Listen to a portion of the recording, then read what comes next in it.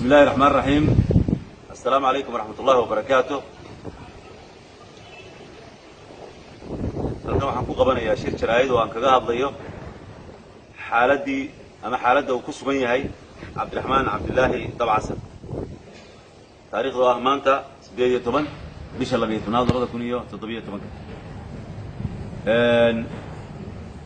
shalay oo ay taariikhdu ahayd 17 Cabdiraxmaan isagoo ka cuntaynaya hodheel ku yaalla magaalada Hargeysa siiba xaafadda calaamadaha ee ka agdhow gegida diyaaradaha hodheel Carafa.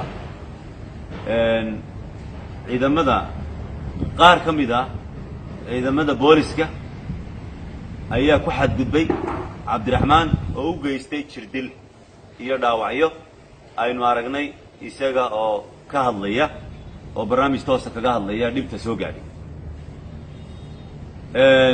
sidaa lagagama hadhin Cabdiraxmaan ilaa xalay waa la raadinayey, waa la baadi goobayey, lama helin.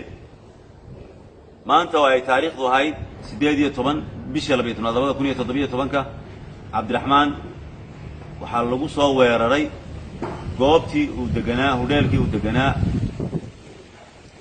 ee ku yaallay magaalada Hargeysa. albaabkaa lagu soo jebiyey sida ka muuqata barnaamijka tooskaa uu galay.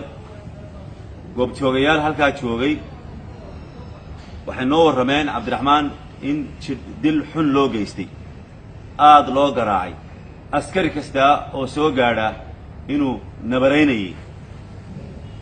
waxaa halkaa ku sugnaa ciidamo badan, saraakiil sarsare sida naloo sheegay oo booliska ka mid ah oo goobjoogayaal ahaa, oo ay ahayd in ay Cabdiraxmaan faraan ciidankooda inay si nabada ku qaadaan. way awoodi karayeen, waa loo yeedhi karaa qofka, wax waa la weydiin karaa, lama diidayo.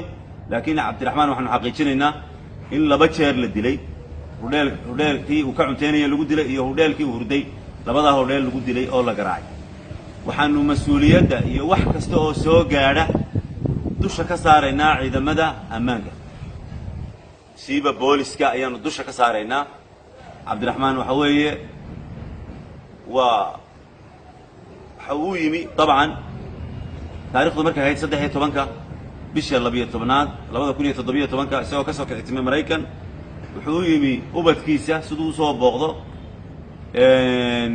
gaar ahaan inankiisa iyo inantiisa Yaxye iyo Maryan. si nabadana waxa weeye uu ku joogay dalka. waananu ka xunnahay runtii, yani falka foosha xun loo geystay, xadgudubka loo geystay runtii waxay ka mid tahay, qayb ka mid tahay xadgudubyada muwaadiniinta loo geysto. ciidamada ammaanku waxay ahayd marka ay muwaadinka qabanayaan in ay yani si degan ku qabtaan oo ay kaxeeyaan oo ay u yeedhaan oo nidaam la maro oo maxkamad la maro, qof si fudud loo heli karayo. laakiin jirdil iyo dhirbaaxo waxay noqotay caado. waxaa ku maqan ciidanka bilayska garaacis ka daayo dad badan oo muwaadiniin oo reer Soomaaliland oo ay laayeen ayaa ku maqan. marka waxay u noqotay muwaadinku dhiiggiisa iyo dhirbaaxadiisu iyo garaaciisu wax fudud bay u noqotay.